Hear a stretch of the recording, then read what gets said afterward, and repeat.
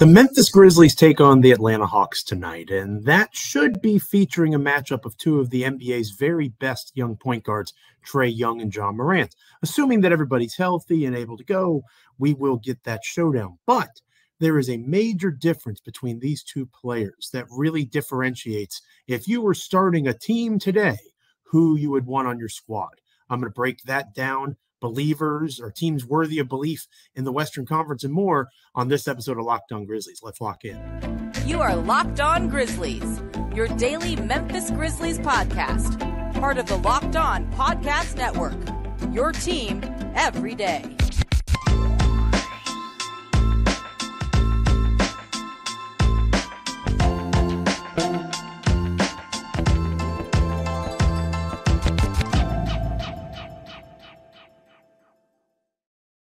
Welcome to Locked On Grizzlies, your team every day here, part of the Locked On Podcast Network. We are free and available wherever you can get podcasts, Stitcher, Spotify, Apple, however you take in podcasts. We also are free and available on YouTube. Check us out there. Again, rate, review, subscribe, comment, like, interact with the show as much as possible and help us get better and help us continue to grow here at Locked On Grizzlies. This episode of Locked On Grizzlies is brought to you by LinkedIn.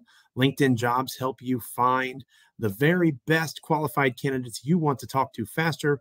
Post your job for free at linkedin.com/LockedOnNBA. You'll notice I am flying solo on this episode, starting the week off with an individual episode of Locked On Grizzlies. To Michael Cole, recovering after a busy weekend. He'll be back with us here soon. But for today's show, it's going to be me manning the ship. And I've got a question to ask you leading off our show today. If you had to pick between Trae Young and Joe Morant to lead your franchise, who would you choose? Because that's going to be a topic of conversation that maybe you've seen on Twitter before. Maybe you've heard it in the podcast sphere. People asking, valuing the talents of Trae Young, the different skill set of Joe Morant. Definitely two very different players, but they are going to be compared to one another in part because of their age, in part because of how they have risen through the NBA ranks. And it's just natural when you have two players that are relatively young, Trae Young, 24 years old, Joe Morant, 23 years old, so just 1 year behind Trae at this stage. And very similar contracts, obviously, moving forward. It's natural when two players of this caliber are facing off, assuming health, right? Jaw is questionable entering the game. That was announced by Grizzlies PR on Sunday evening. But assuming both guys go, it's a marquee matchup for the NBA, two of the very best that the National Basketball Association has to offer at the point guard position. Who would you choose? Now, you may be a Grizzlies sympathizer and you might be a little bit biased, and understandably so, but I do think there's a correct answer. And we're going to dive into the numbers first to try to get to that correct answer. Trae Young is having the worst offensive season, or one of the worst offensive seasons of his career, easily the worst since his rookie campaign. He is currently, per cleaning the glass, 42nd percentile. 108.4 points per 100 shot attempts. That's not great, right? That is a low number for him. Compare that to Ja at the moment. Ja is putting up 111.4 points per shot attempts. So Ja is higher up the food chain when it comes to that particular scoring stat than Trae. And Trae also, believe it or not, has a higher usage rate, not by much. They're very comparable in that way. But they have slightly higher usage for Trae. His assist percentage is much better than Ja's, or maybe not much better, but it is higher. And his assist per usage is better because of it. Trae also has a better turnover percentage number per cleaning the glass than Ja Morant. So in terms of scoring, so far this season, Ja has the benefit of doing well in that area, or better than Trae, which is mildly surprising considering how well Trae shoots the three. But in terms of every other aspect, perhaps, of being a point guard, you give the nod to Trae Young at this stage, give or take.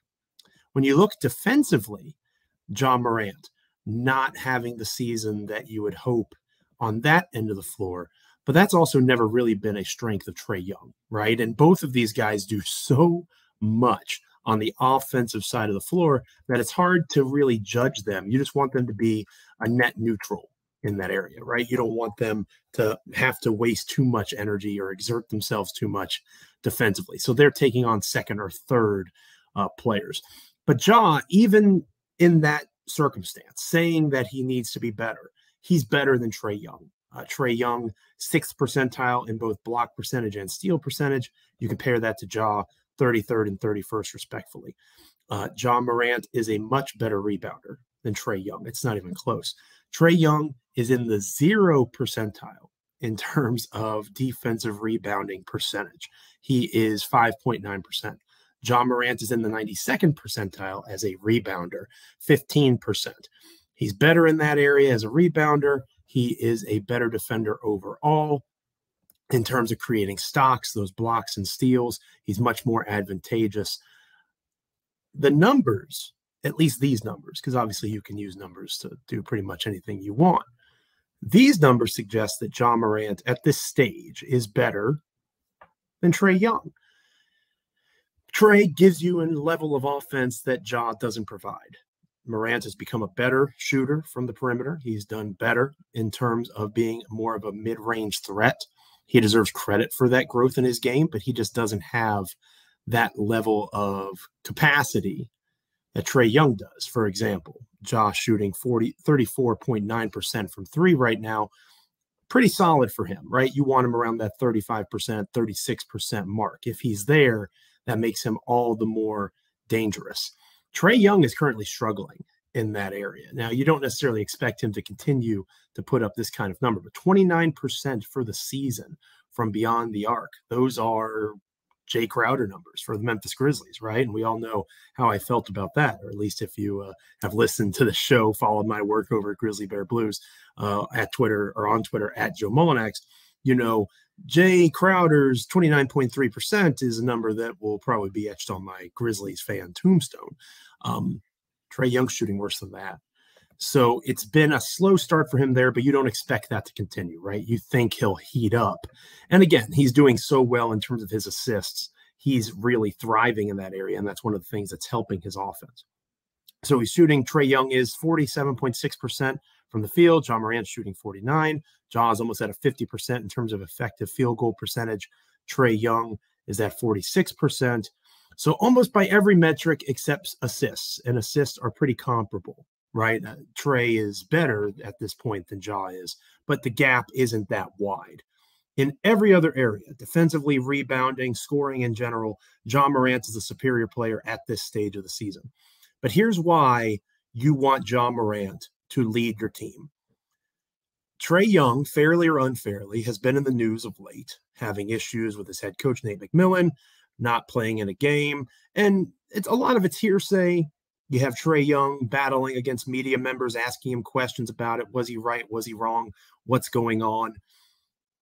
I am not privy to that information, nor are most of us, as Trae Young pointed out. And in fairness, Ja Morant did when it came to questions about Desmond Bane's health after the game this past Friday night against the Pistons.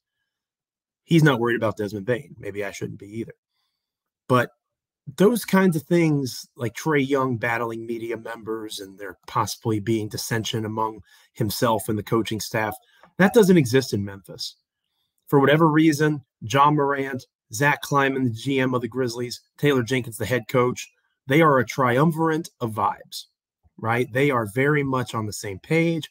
They are simpatico, in sync. Ja respects Taylor. Ja respects Zach. Obviously, both Taylor and Zach respect Ja. There is a really good relationship, probably because they've built it from the ground up together, right? So much of what Memphis does is with that family mindset that you don't necessarily get from the Hawks, the way that that has been built up. And there's been more overturn in the last few years of the Hawks, of course, than there has been with the Grizzlies. So on the court production, right now, Ja's the better player. You expect Trae to pick it up as a scorer for sure. But in terms of leadership, the issues that have come to the surface with the Hawks, those just aren't things that Memphis Grizzlies fans have to worry themselves with. And that is something that is extremely valuable for this franchise, to have a leader that is comfortable, that is happy, and that is proactively supporting the team and supporting everyone around him, and not having that public dissension that could be a distraction. That's just not an issue in Memphis that it is in Atlanta. So a possible showdown tonight between Ja and Trae. Again, Ja is questionable. We'll talk more about that later on in the show. But I really was impressed when I dove into the numbers and saw that it's not even necessarily a question at this stage, right? Trae should pick things up, but Ja Morant is the better basketball player and also the better leader. And that is a major advantage for Memphis moving forward. This episode of Locked On Grizzlies is brought to you by Rocket Money. Are you wasting money on subscriptions? 80% of people have subscriptions they forgot about. Maybe it's you. For you, it's an unused Amazon Prime account, a Hulu account that never gets streamed. There's this app that I use that helps me track all of these expenses. It's extremely helpful, extremely valuable, and I have to say that it is just so wonderful in terms of putting me in a position to save on these subscription costs. You might have heard of it. It's called Rocket Money, but it's formerly known as True Bill. The app shows all your subscriptions in one place and cancels what you don't want for you. Rocket Money can even find subscriptions you didn't know you were paying for. You may even find out you've been double charged for a subscription. To cancel a subscription, all you have to do is press cancel, and Rocket Money takes care of the rest. Cancel unnecessary subscriptions with Rocket Money today. Go to rocketmoney.com/lockedon. Seriously, it could save you hundreds per year. What are you doing? Get to it. That's rocketmoney.com/lockedon. We'll be talking about the Grizzlies-Hawks game next here on Locked On Grizzlies. Stay locked in. Welcome back to Locked On Grizzlies, and we are currently previewing the Atlanta Hawks and the Memphis Grizzlies contest set for tonight. And one of the interesting things about this game is the injury report. Jake LaRavia being upgraded to questionable. Maybe he gets back into the swing of things, back on the floor, maybe in the rotation for this game. Ja Morant, questionable on that injury report, as we mentioned in the previous segment. Usually questionable means they'll play, especially if they go through shoot around and they're feeling good. But it's 50-50 to start the day here if Morant will play. But hopefully, again, as we mentioned in the prior segment, you'd like to see him take on Trae Young, who is not currently on that injury report per the Atlanta Hawks. The Hawks are missing two key players, though, according to their injury report. You've got DeJounte Murray, butchering that name, I'm sorry. Murray is expected to be out for 2 weeks, according to Shams of The Athletic. And then John Collins, also reported by Shams Charania of The Athletic, missing 2 weeks due to a left ankle sprain. Those both came out within, the 2-week marker. So no Collins, no Murray for the Hawks tonight. Two pretty big losses for Atlanta. But the main thing when you look at this game, potentially, what Memphis is dealing with when it comes to the Hawks, they are a better than expected defensive team. You look at the numbers, and again, they're 10th in defensive rating per cleaning the glass. That's not something that when I did some research heading into the show, I expected to find. Now, a major reason for that is in playing. Murray is extremely valuable to their defensive numbers, does a lot of things, especially in terms of steals. Collins is in a similar wavelength in that way. But you also have to understand that players like A.J. Griffin are doing a lot of good things for the Atlanta Hawks. You've got guys like Aaron Holiday that have been in that mix that are playing better defensively. And you have to give respect to bigs like Clint Capella, who have the size, the physical ability at the rim to be able to protect the basket. Strong rebounders like, again, Clint Capella on this team. Even though it's not an overall strength of the Hawks, rebounding in particular, they are a team that isn't thriving in that area. They're also not terrible, if that makes sense. And they really are in a position where they can grow. Their offense protects possessions, which is extremely valuable. Those that are fans of Tyus Jones can attest to that. They are all exceeding in that way. We mentioned Trae Young struggling to start the season in the prior segment.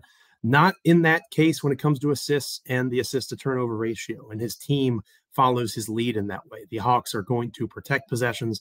They're going to find ways to get to the basket, and they are going to be purposeful in what they do on the perimeter, especially.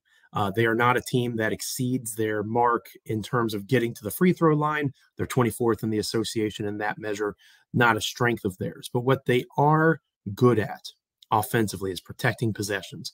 And that is something that the Grizzlies, when they thrive, when they blow people out, they're able to get turnovers, get steals, blocks that lead to extra possessions for them.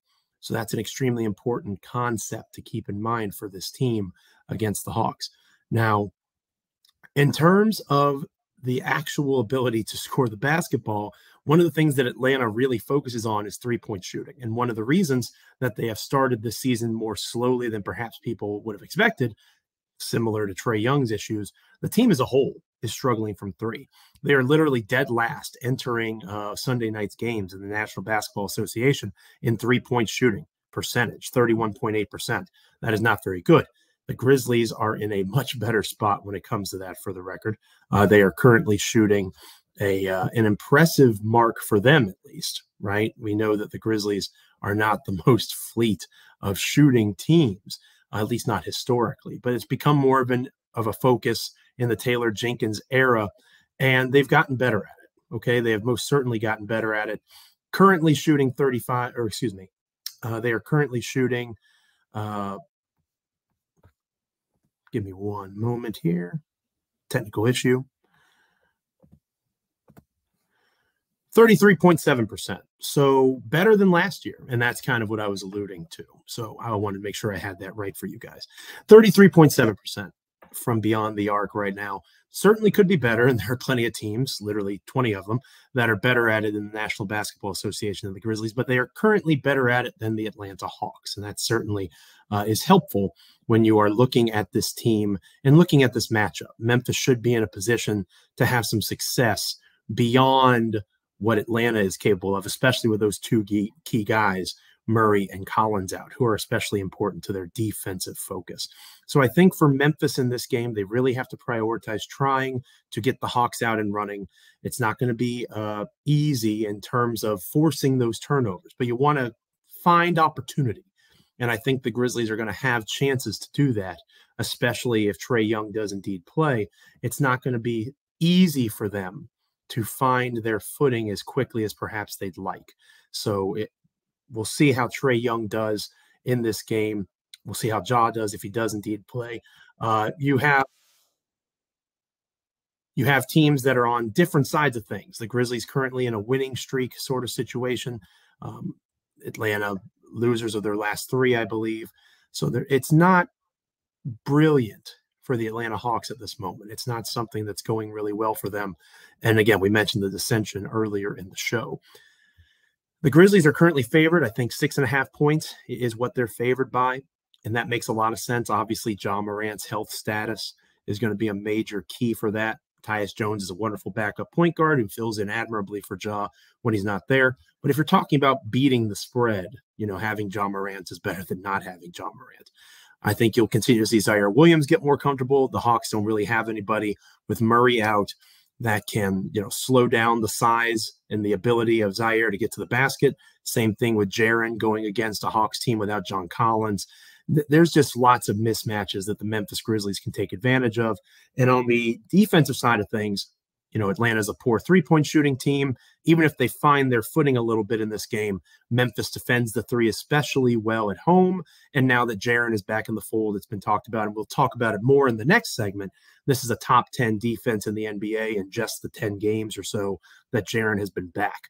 So to make that leap, DeMichael and I talked about several weeks ago, are we concerned about the defense? And we said no, because Jaren will be back, and we thought that they would improve.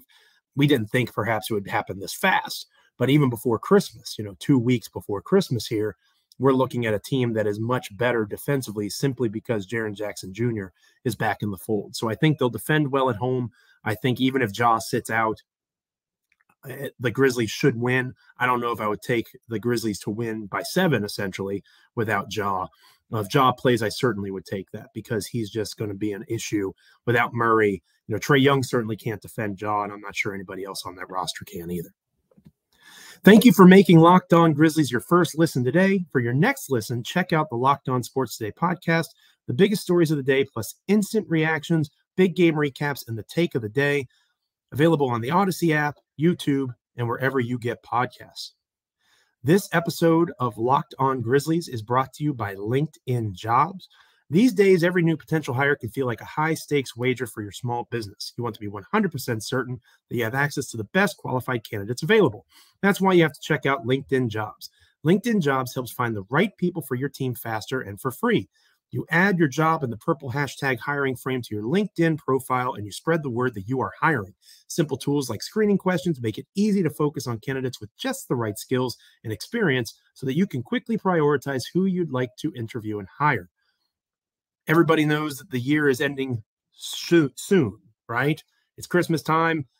Hanukkah's getting ready to start. All the different holidays. New Year's is coming. You want to finish 22 as strong as possible. The right team member can help you do just that.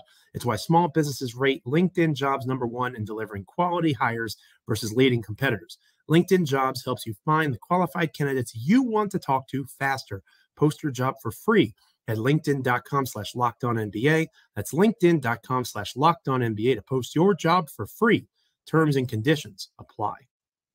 When we come back, we will talk about the lay of the land in the Western Conference, who is a real threat, who is not necessarily as real of a threat. That is coming next here on Locked On Grizzlies. Stay with us. Welcome back to Locked On Grizzlies. We're closing out the show today, looking at the lay of the land in the Western Conference. I am very fortunate to be back writing for SB Nation. I do work for Fansided, and I have my Substack newsletter, Written in the Dark. The Written in the Dark newsletter for today focuses on that Trae Young, Joe Morant comparison that I mentioned in the first segment. My piece for SB Nation NBA today talks about this idea of legitimate threats in the Western Conference, because when you look at the standings, it can be a little bit confusing, right? Again, we're not going to go into exact records because games are going on as we speak, as I record this, but we're looking at the New Orleans Pelicans and the Memphis Grizzlies being at the top of the conference, Denver and Phoenix not too far behind.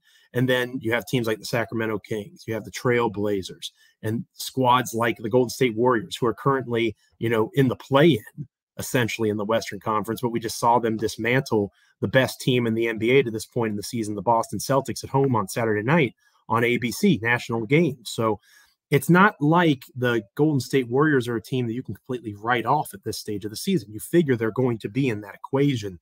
They're just kind of playing with their food at this point with their championship hangover.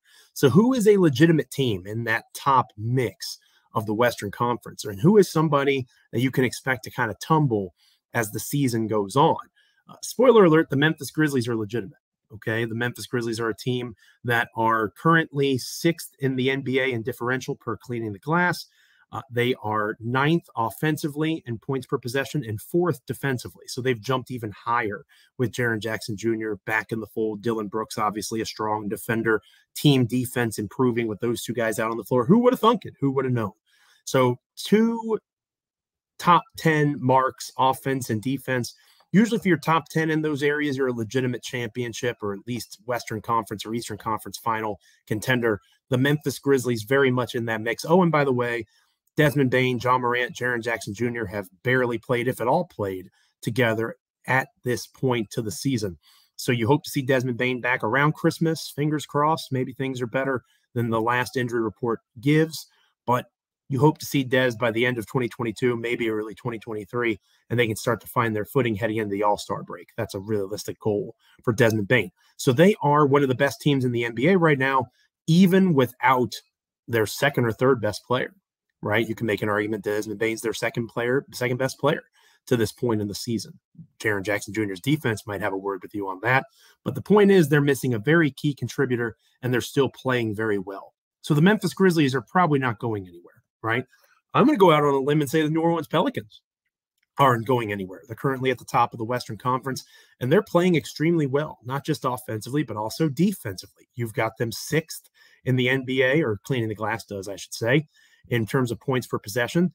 3rd defensively, another team that's playing better defensively than they are offensively.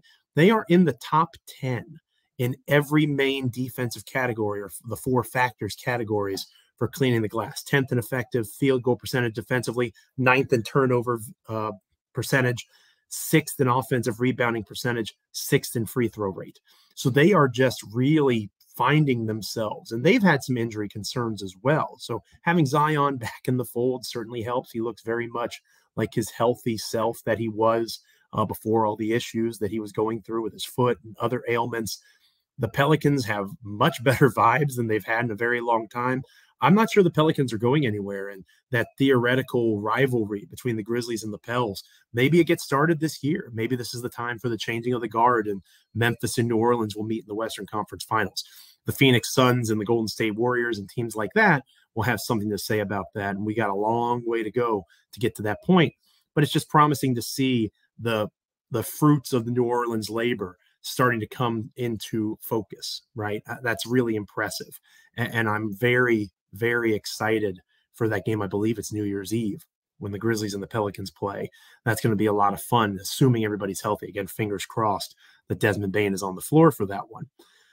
The team that I think is going to tail off a little bit, and I hate to say this because I love Light the Beam. I love it. I think that it's really cool. And you want to talk about a team that deserves to have some good vibes and some good energy. The Sacramento Kings are currently in the top 5 in the Western Conference as of this recording. Again, they're like a half game in front of the Portland Trail Blazers. The Denver Nuggets and Phoenix Suns are in front of them. I don't see either of those two teams tumbling very much because of the talent on them. The Kings are one of the feel-good stories of the NBA to this point. And I want to believe in Sacramento because their offense is so stout. I believe in De'Aaron Fox. I think De'Aaron Fox is a player that has taken that Ja Morant-esque leap like Ja did the previous year. And he is doing a lot of things that Ja did.